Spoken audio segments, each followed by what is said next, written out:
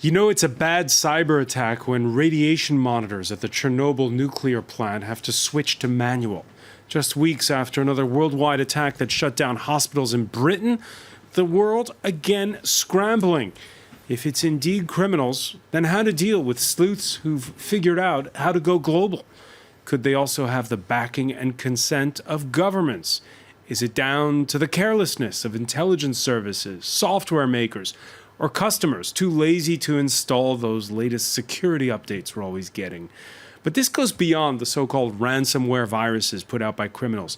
It's about how vulnerable we've become in the digital age, how dependent on machines and technology. Are we awakening to discover that, well, we're helpless? Today in the France 24 debate, how vulnerable are we to cyber attacks? And with us to talk about it, Yulbat, cybersecurity expert with Securitude. Securitude. You pronounce it the French way or the English way? Depends if you're French or Anglophone. Okay. All right. Both goes. All right, man. Thank you for joining us. Thanks as well to David Nakache, cryptologist, and who is a teacher at the France's École Normale Supérieure. Thank you for joining us. Good evening. Hopefully to help us crack the code on this one. With us as well, Yvan Rogissard, who is in sales at the company Zscaler, which does cloud security exactly for customers. So we try to protect the company when they go global, and have user moving on the mobility and accessing applications which are not necessarily in their own premises, in their data center, but also moving to cloud application, Salesforce, Gmail, Office 365. So we want to protect the user when they access these applications. Yeah, how safe the cloud is one of the questions we'll put. And we're also with Emmanuel Vivier. Welcome back, co-founder of the Hub Institute, think tank and consultants when it comes to the digital economy and the digital marketing. And business must be booming with more and more things going online and more the French and the world using cyberspace for trade. Everything goes digital, but the expertise within the company is not always up to par. And as we're saying, this comes at a cost. And the France 24 debate, by the way, on Facebook and Twitter, hashtag F24 debate. They've even hit the Cadbury chocolate factory in Hobart, Australia. Solange Mougin has more. The virus looks like this, a screen of red text. It instructs its victims to pay $300 in Bitcoin to regain access to the infected computer's files. At this Ukrainian television station, the ransomware spread like wildfire. The computer became uncontrollable. A chain reaction started, the first, the second, third, fourth, fifth computer, and it spread across the whole newsroom. Ukraine's central bank, post office, Kiev's airport, and even Chernobyl's nuclear monitoring system have been infected. The Ukrainian government said they're working hard to get to the bottom of who's behind this attack, with some pointing at Russia and efforts to destabilize the country. Cyber police representatives are heading to the institutions. They are working to prevent dissemination of the harmful software and elimination of its consequences. But finding out who's doing this and their motives could be tricky, as viruses like this one have become increasingly sophisticated. Signatures of these attacks are changing too quickly for conventional antivirus to keep up. Already, the virus has spread across the globe. French construction company Saint-Gobain, German rail Deutsche Bahn, Russian energy giant Rosneft, and the U.S. pharmaceutical company Merck are just some of the private firms to have been hit. Cyber experts believe the ransomware is using a Windows loophole, one that was once used by the U.S.'s National Security Agency. But unlike last month's Wannacry virus, this one doesn't seem to have a kill switch, which could make it all the more dangerous. Yeah, that kill switch, Yulbat, it was basically what it was like a fake... explain to us what a kill switch is. I don't want to get it wrong. A kill switch is, as it sounds, just a trigger, something you can do in order to stop the malware from doing whatever it is it intends to do. The Wannacry kill switch was external. It looked for a specific website in the internet, and if it existed, it stopped working. Seems like the kill switch for this one is local, a file that exists on the computer. If you put the file on the computer, the infection stops. So what does that mean as we speak to more than 24 hours after this virus started to spread? Does that mean that if you don't have that local document, this is just going to keep spreading? Or No, by now, most antivirus companies or any other defense mechanism already updated their systems. They already produced sufficient mechanism to protect your computers if, like you said, you update your systems. So there was Wannacry. There was the one called Petya. Some people are calling this one not Petya. Exactly. Does it matter what it's called? It doesn't really matter what it's called. It's a branding, most of all. It's called not Petya because in the beginning we thought, the security industry thought it looks like another one from a couple of months ago called Petya. Once they realized it's not exactly this one, it's just similar, it's a common joke, let's call it, to say it not Petya. What do you make of the fact that it originates in Ukraine? There's talk about a tax, let me get this right, a tax counting software, and also a news channel where it was infected. What does that tell you? It tells me, well, it's suspicious at most, or at least. There has been a lot of attacks, cyber attacks against Ukraine in the past couple of years. There were allegations, allusions to Russian involvement. Nothing has ever been proved. But that's the immediate suspect. David Nakash, the former deputy head of intelligence and cyber operations for British intelligence, he told the Reuters news agency, quote, "My sense is this starts to look like a state operating through a proxy as a kind of experiment to see what happens." Is he jumping to conclusions, or does he have good reason to say that? Probably. The sophistication, the degree of sophistication of this specific malware into which we looked is not as involved as the big malware that has hit industrial control and command infrastructures in the past. So it looks like there are a number of flows that were known, collected, recompiled, composed, and then were released. The degree of sophistication is definitely that of a few people working on that, let's say 3 or 4, but it's not something that was probably launched by a state.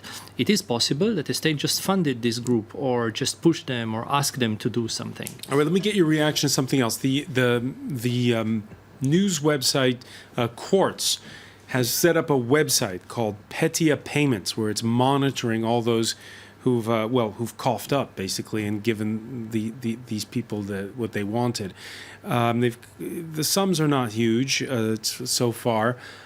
What do you make of it? Could it just be criminals and that's it, an end of story? It might be. This is why I said it might be just criminals that try to collect a few $1,000s so far, but it was shut down. So people cannot make those payments anymore. So it might be criminals. It might be also just a way to disguise things and make them look as if it were criminals, whereas it is a nation state behind it. And that nation state, let's say it openly, is Russia. People are talking about Russia. And then people are saying on the other end, well, wait a minute, Rosneft, the national oil company, was hit. So how can it be Russia? Well, it might be that it backfired because it backfired on an organization which was not state-owned. It might be also a communication or letting something be infected, like sort of a local honeypot to serve as a pretext and to say we have been infected as well. You get here out of science and technology and you get into politics and interpretation. That's very hard. Yvan Rogissard, what's your sixth sense tell you? Well, I think it's not for the money that they collected that they probably developed this malware, so maybe something else. You don't think they're in it for the money? Well, they didn't collect so much money. No, so it was something like $10,000 before the last time we checked. Why you raise some questions. Yeah. When you saw this yesterday, what did you think? Because we'd had in April this software that we talked about there that was stolen from it wasn't exactly software, but a tool that was stolen from the NSA or leaked. In May there was Wannacry, and now there's this. What does that tell you? Well, it's the same exploit. So people are still reusing and are adding some sophistication because we see the propagation vector where something more sophisticated, had additional propagation method were used in order to affect more and more computers. So, but I don't think it's the last one. I think it will still happen in 1 month, 2 months, September, during holidays, I don't know, because many people are outside, so probably the malware will not affect so many people working because there are less people working. But I think we are very dependent about the digital tools. We are more and more dependent on that. So we are weak in regard with how we can work with our digital tools. So we need to protect ourselves, and we need to adopt new approach because the criminals are taking also the latest technology in order to attack you. You mentioned that the duration of sophisticated malware are very short, and that's something that you cannot keep with doing static antivirus with monthly release. That doesn't work anymore. Emmanuel Vivier, do you update your security software? Of course, but I think the issue is the legacy of many companies is some part are very up to date, some are really old, sometimes very old even coding systems. So it's very hard. The bigger is your company, the harder it is to make sure that every piece of software is up to date. You know, it is like a chain. You just have one piece that is weak, and it's enough to get one computer infected, and then more, and then email. And very often there is a technical part, but there is a human part too. If your employee don't know what to do or what they should look for, what they should be warned against, then maybe, you know, it's not a technical issue. It might be just a human that download something that he should not, or use shadow IT, something his own computer or his own mobile. So there are ways to protect yourself. You just have to be a bit more vigilant. What's your reaction to what Yvan just said? That, okay, maybe it's criminal, but they didn't get much money, and it could be that it's a state actor testing, seeing how things go and testing it out. Yeah, I think, you know, everything is never like it looks. It's too easy, and maybe they're just testing for something bigger afterwards, so they want to know for a later attack what are the weakness and strengths of the system. Could be so, or it could be a kid in his bedroom. I don't know. Could be a kid in his bedroom, do you think? It's definitely possible. Once the code was released, was leaked from the NSA, as you said, it's available. It's available for everybody, basically. So given a kid with enough knowledge, with enough technical expertise, absolutely. Well, the code was rewritten. When you look into actually disassembly of the code, it was actually rewritten from scratch, and also with added features to it, so that the code would disguise itself, notably by what we call exclusive ORing with some constants, so that it changes its form from generation to generation. So there has been engineering work done on that. Probably by a skilled engineering engineer. work done since last month when there was Wannacry? Absolutely, definitely. So it is sort of an improved Wannacry. It is definitely an engineering work by a skilled engineer, 1, 2, or 3. I wouldn't compare it to the sophistication of the big state-run But it's not a kid in his bedroom? No. I think that it would be, looking at the code, it would be probably a good graduate student at a minimum. At minimum, a good graduate student. All right, a disagreement on that. Yul Bahat, let me ask you though. Sure. There was, back in March, charges filed by the U.S. Justice Department against 4 people accused of those massive hacks we saw at Yahoo on the email accounts. 2 of them Russian intelligence officers. Among those, the fingers were pointed at. Are we being is it a little unfair to always be pointing the finger at the Russians, or is there good reason to be suspicious when we're talking about it? Again, as I said before, there was never any proof of any direct involvement by the Russian government or any official Russian entity. The hunch we have in the security market, in the security industry, leads us there, yes. But it's a hunch. Usually we like to follow our hunches. So how do you deal with Russia in that case? I don't think that's the right approach at all. Like we said, everybody here says you need to protect yourself, you need to protect your community, and that's what you need to do, not to attack the source. All right, Russian oil giant Rosneft hit, as we said, the latest attack prompting the Kremlin to call for the world, well, to come together.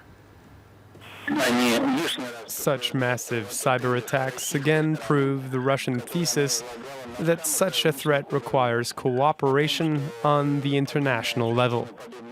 No country can efficiently tackle cyber threats alone. What's your reaction, Yvan Rogissard, to what you heard there from the Kremlin spokesperson?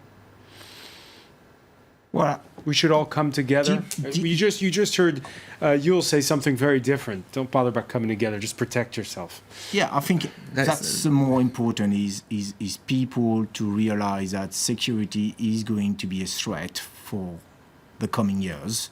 And we don't know when it's going to end. I mean, we are vulnerable because we are moving into this digital age, and we need to protect ourselves. We need to put proper protection to the end user and not relying only on this end user to self-adapt. Because this is also coming in the context of the investigations that are taking place in Washington as to whether or not Russia hacked the U.S. election.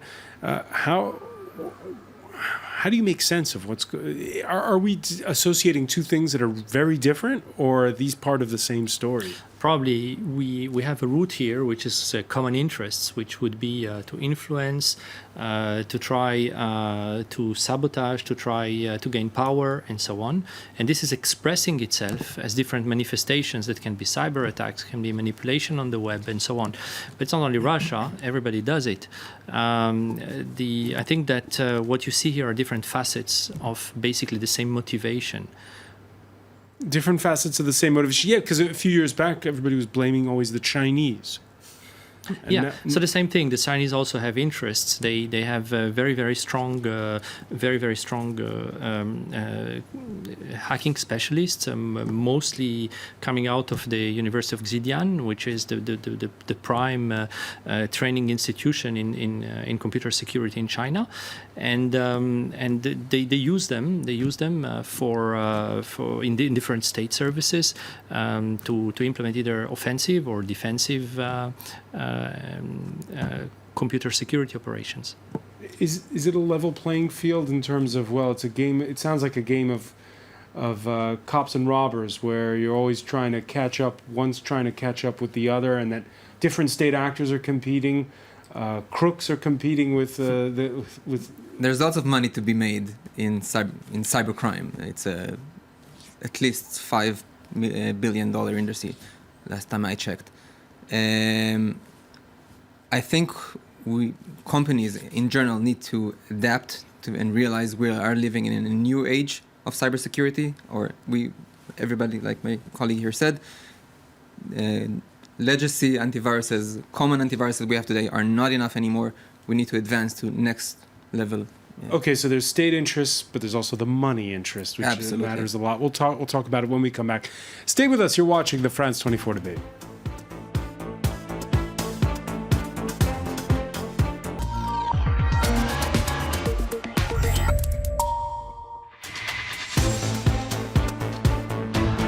Welcome back, or welcome if you're just joining us. It's the France 24 debate, and we're asking how vulnerable we are to cyber attacks. This after the latest ransomware to hit computer screens the world over. With us to talk about it is Yul Baat, who is with Securitude Cyber Solutions.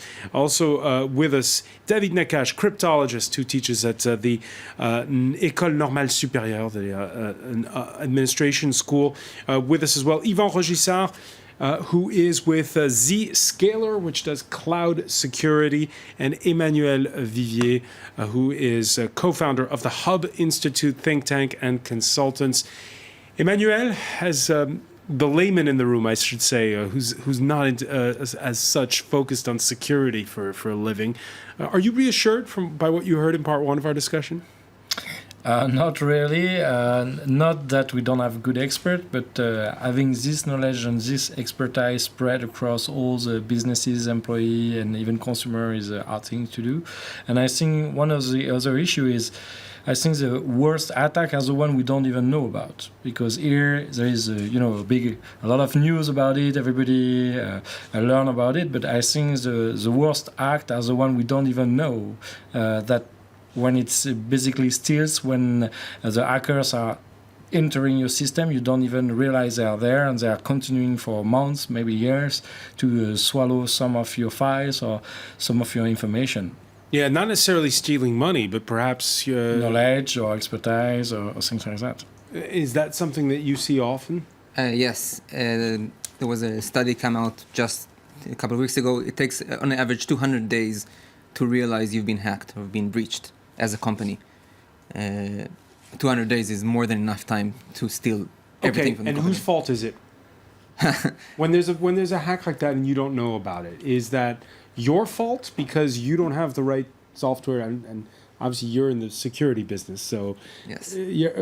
Or is it simply the fault of the world we live in, and this is the Faustian bargain that we've made, that we have this easier way of doing business thanks to the internet, but you just have to take it. I think, again, starting from the 70s, 80s, we started to think that we wanted to think we can stop everything. So we invested all of our money, all of our technology advancements in technologies that stop things from coming in. We completely ignored the idea that things can go through. So we completely ignore everything that it was in. We need to start investing there. We need to start looking inside, actively looking for these breaches. So it's a little bit different from a firewall, what you're suggesting. Yes. We need to do, of course, we need to stop things from coming in, but we also need to look in for stuff that are already there. What is very important here is to distinguish three types of security that we classically distinguish. There is what we call the predictive security measures, which actually predict an attack. This is typically port scanning, for instance, detecting that your ports are being scanned. To the layman, that would be the equivalent of someone knocking on doors and trying to open knobs to see if doors in the neighborhood are open. This as such is not breaking into your house. It's just preparing an attack. So the predictive measures try to predict that an attack is coming. The second class of protections is what we call defensive. These are firewalls, encryption, signature. The attack is now underway, and what you try to do is stop it. And what you were discussing about is actually what's called the reactive security measure. Now the attack is behind you, and what you want is to recover security as quickly as you can. So basically you can look into those attacks along this timeline by saying, I detect them coming, I stop them once they are there, and then I recover security as quickly as possible. David Nakash, how serious could it be for the plan? I mean, at Chernobyl, what they've switched from computers to manual was simply the monitoring of the radiation levels. It's not an active nuclear power plant anymore. But I mean, how serious could it be? Very serious for one simple reason. Securing a nuclear plant is actually an experimental discipline in which you can unfortunately not do experiments because there's only one nuclear plant, and you cannot try to test it by saying I'm trying to blow it up in real conditions to try to see if my protections work or not. So if you look into those huge infrastructures like road infrastructure and so on, those are things that you can model, and then you can try to attack the model. You can try to analyze it piecewise, but you can never attack a unique system by disrupting it and saying, okay, now I'm going to test it, maybe it will blow up and we'll have a nuclear disaster. So you're forced to work on a model. And this is actually the limit of this exercise. As long as I can try to make tests on your mobile phone or an equivalent mobile phone to see if it is secure, I cannot do that on the social security system in France. I can test it only piece by piece. All right. In the case of the latest attack, we talked about the Russians in part one and their fact that they're denying any part. On Tuesday, NSA whistleblower Edward Snowden took a look at his own country. He tweeted a post from his exile in Russia that points to a Washington Post article from last month that talked about the April hack, the Wannacry hack, the May hack was Wannacry. April was the hack where the NSA, it was exposed, for years had this thing called Eternal Blue. It's a spying tool which allegedly exposes a weakness in Microsoft Windows. His tweet here, it said, NSA Gov kept open the hole, Eternal Blue, hit by today's Petya ransomware attack for more than 5 years. That Washington Post report, by the way, on how officials at the NSA got such a trove of stuff that it was so big that they even toiled over whether or not to warn Microsoft about the weakness in the system. In the case of Eternal Blue, says the article, the intelligence haul was unreal, said one former employee. It was like fishing with dynamite, said a second. And yet, they never told Microsoft. Should they have told Microsoft? I think when it's secret, it does exist, so it's a threat. But when it's become public, it's when the threat is even bigger, because anybody can use the breach in order to do the exploit. So Eternal Blue was already used with Wannacry. It's again used with Petya. So I think there will be additional variants that will appear, and that will still to use this. So that's part of the patches that we discussed. That's also part of the... So hold on, you're saying that for those 5 years where we didn't know about Eternal Blue, then it's okay for the NSA to spy on Microsoft? I didn't say that. No, what are you saying? I didn't say that at all. I say that it's even bigger, much more serious when it's becoming public, because then it's not only NSA that can leverage that. All right, but should they have told the NSA? They should not have... Should they have told Microsoft? Yes, they should. Emmanuel, we should protect each other. Emmanuel Vivier, at what point should the NSA have said to themselves, maybe we should tell Microsoft? The thing is, it's always the same. All the government can be allies, but they are fighting each other. And if they can access to the information better than the other because they know those exploits before the other, why should they give this joker to the competition, or even to make sure the editor, like the software editor like Microsoft, will close it? So I would say for the greater good, probably they should talk about it to Microsoft, but of course they are using this card for themselves, and Russian and the US and France and all the Israeli, all the governments, they are trying, not always for bad, but at least to use it as an advantage, just at least to have the information. Yulbat, doesn't it seem reckless, though, what the NSA did by not telling Microsoft? I mean, you have that newspaper article which says that the former employees were like, maybe we should tell them, maybe we shouldn't. They had so much information thanks to this tool. They did have so much information. One thing that we should point out is that a lot of the information was regarding obsolete systems, so Windows XP in specific. Windows XP has been out of commission for several years now. However, it is still very much out there. So, for example, the HMS Queen Elizabeth, the flagship of the Royal Navy, is still using Windows XP. It's a ship that costs £4.5 billion to manufacture, still running on Windows XP. So, I would say, yes, there's some blame to put there on the NSA. Not all of the blame, absolutely not. Right, but what's the lesson going forward? Like, at what point do you have to tip off a company like Microsoft? What would be your point at which you would tip them off? I really wish I would never have to be there. Coming from Israel, coming from security and defense background, that's a very, very tough decision to make. And I can assure you, exactly like you said, everybody does it. So now we know the NSA had that trove. We can be almost positive that every other government also has something up their sleeve. Yeah, one of the problems is that we're facing usually a crisis-driven industry. Basically, the industry will invest money and fix flows and invest in security when a crisis is there, and then when they need to move. As long as things are just okay and there are no crises ahead, why spend money? So I think that one of the issues is this one.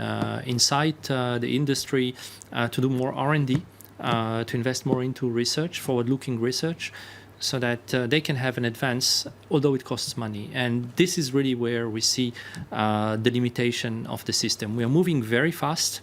This very fast movement requires developments that are always in a frenzy, and you don't have the time, and they don't have the time to properly secure. This debate over the NSA's Eternal Blue spying tool that was hacked, David Nakache, it illustrates once again how maybe we're talking about Russian hacking, right? But you really get the sense whenever we have these conversations that the internet belongs to the Americans to a large degree. It's an American spy agency and an American company, Microsoft, that we're talking about. What does that tell you going forward? It doesn't seem to be changing that very much, does it? It doesn't seem to be changing, but we do see today what is called the balkanization of the internet. Basically, local networks, local tools. You can see it very much in China, where if you go there using Google is close to impossible. You have to go via proxy. You have to use Baidu, the local search engine. So you can see this happening in Russia they have a substitute for Facebook and so on. So you can see this balkanization happening slowly. It's very difficult to predict what will happen on the long run. But indeed, what you say is today accurate. Most of the technologies that we're using are US-based. Emmanuel Vivier, what's your feeling on this? Is there really a balkanization happening? In some regions, there is definitely, but the truth is we are still mostly using iOS and Android for our phone, Windows and Apple for most of our computer, and there is not that many other choices. There are a few, but when we are global and doing global business, we try to work with a global standard, and for now, they are American for some of them. Of course, Asia is coming now with, I would say, a lot of power and new technology with Alibaba and Baidu and others, so we'll see. But of course, for now, Europe is a bit nowhere, and I think there's a lot of effort to be done, whether by the European Union or local government, because if we don't invest in those technology, we will first let our sovereignty to other countries control and power to those countries. Yeah, some people were saying that record fine that we saw slapped on Google by the European Commission Tuesday was in a way an admission that sovereignty that you mentioned has already been lost. On the part, that's definitely sure that we rely on a lot on most platforms are from the US and the operating system too. So of course we need to do more, and I'm not sure it's by finding them that we will boost our local platform. Yeah, not by finding. Yulba, do you have the sense as well that we're playing by American rules when it comes to your domain, security? In a sense, yes. From a technology point, yes. But we see with European regulation, with European laws, that we now keep European data inside Europe. So the servers are physically inside Europe, and we try as much as possible to stop the flow. We can't do it 100%, of course, but we are making progress to that direction. All right, that brings us to what you do, which is cloud computing. And many people, they're nervous about leaving their photos from their family vacation on the cloud. They're like, well, is that really going to be safe up there and everything? I think people were very reluctant. Perhaps 2-3 years ago, we see now much more adoption. Is it just as safe as the backup in your study? The question is not anymore there. The people are moving to the cloud because they want to use the social networking, they want to use the Gmail, they want to be also able to use their personal application, their private application when they work, and there is a porosity between the two domains. So really the question of moving to the cloud is something that has lived but has passed. So I think people now are moving. They're moving to it, but they're doing it out of convenience, you say. They're not doing it, and it's not necessarily safer, is it? I think they are moving, and they should use new technology in order to protect when they are moving to the cloud. They need to understand, for instance, about the shadow IT, what shadow IT is in a company, how do they make tracking about the user accessing some data. It's much more difficult, but it's possible to do that. And when the user are no more inside the company, but they are on an airport, on a hotel, or they are traveling, or they are meeting customer, they like to be connected. So you can't really stop that, but you need to put a perimeter of security between the user on the cloud application data, so you can protect this data so that the end user is not going to be infected. You can't really stop that. What's your reaction? No, you cannot stop that. And one of the proofs of this is that just a few months ago, some of our students reported to Microsoft a critical vulnerability in OneDrive, which is basically the storage that you've just been mentioning to store photos and documents and so on. So using that, what we managed to do is actually access random files that people, random photos, random files that people were accessing on the cloud. Targeting on the cloud without having any credential of the person, without knowing who the person was or what was the password of the person. So of course you might say taking random photos of random people is probably not a targeted attack, but still it's a vulnerability. It was very interesting because once we detected it and we reported it to Microsoft, the process that we went through was an extremely well-ordered process. It was like a military thing. You have a correspondent who actually talks to you about what they're doing and how they're fixing it. The person is always accessible. You have a specific reference code for the patching operation. They ask you what you would do about it, and then they patch it. They worked around the clock, and it was fixed in something like 24 hours. So I think that what we... So is that a reassuring story or is that a worrying story? Both. It's reassuring because when we know, we see that when in the industry, at least those players, those big players, when they know about a flow, they do all their possible to fix it as soon as possible. That's for sure. It's crisis driven. But on the other hand, I don't think the fact is that because we report flows, the fact is that there's not enough R&D invested in looking for those flows. So basically, once you point them out, they're being fixed very quickly. When you go to a sales conference, the security, is it something that it's not very sexy to talk about that? It's much more.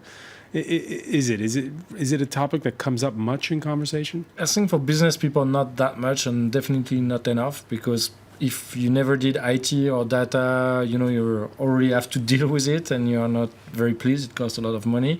But the truth is, sometimes it's much more simpler than that. It could be your cleaning lady that has been paid to take the post-it and the computer in your office. Could be a free Wi-Fi hotspot at the conference. Where in fact it's a hacker behind it. So sometimes it's not only the technology link, could be a human, or sometimes we saw a lot someone impersonating your boss, asking you for a password or asking you to wire some money. And with some social engineering, some people have been able, without any technical knowledge, being able to force people to do things or change things or transfer information or even money. And are people getting more sophisticated? Or are they being wiser when they hear those kinds of scams in the work? Not as they should be. So you asked if people are going to the cloud because they feel safer. That's not the right question. That's not even the question they ask themselves. They are completely unaware. The common user, the common employee in a company has no idea. They're going to the cloud because it saves memory space. Absolutely. And they don't know the implications. They don't know what they need to do in order to be safe. That's just nobody ever told them. Nobody ever educated them on how to conduct themselves safely on the internet. And that's something we should really be doing. So Yul Bahat, we had the attack in May. We've had the attack now. Is this just going to be an endless cycle? Are we just going to be back in a month's time with another attack? Unless something changes in the way companies are behaving, are doing updates, are doing patches, are looking at themselves from a security point of view, unfortunately, yes. I believe we're going to have other attacks over the year. More serious ones? Well, I think it's going to be more and more sophisticated. I mean, the guys are just learning the lessons from the past, and they are developing even more sophisticated, more complex. So that's why on the defense side, we need to adapt also more sophisticated defense mechanisms. So leveraging, for instance, the community in order when someone is detecting the virus, everybody being protected against a signature from a virus that is lasting very short in time frame. So these are techniques that we can use in order to protect the community. I think that's new way of protecting the user that we need to adapt. Yvan Rogissard, I want to thank you. I want to thank Yul Bahat as well. David Nakache, Emmanuel Vivier. Stay with us, though. Media Watch is next.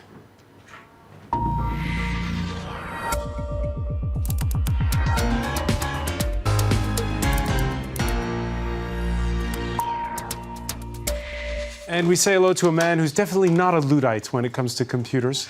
Well, are your security patchwares up to speed? I'm feeling a little guilty after listening to these gentlemen. No malware just yet, and I think I've informed myself about what to do should it emerge. But certainly some very dramatic and frightening headlines, I suppose, related to this cyber attack affecting 65 countries, as this headline in USA Today points out. Many companies struggling to recover massive amounts of information with ransom demands. Actually, those ransom demands weren't altogether successful. I'm sure you've been discussing it as well, François. The email address, which the ransom demand was sort of directing people to, has been deleted. So in fact, people, the idea was you would send a certain amount of money and you would inform this email address and then they would unlock the material, but that's not possible anymore, it seems. The New York Times looking at what we know and what we don't know, and I suppose the most interesting piece of information thus far is we just don't know who's behind it, despite lots of speculation yesterday about possible sources.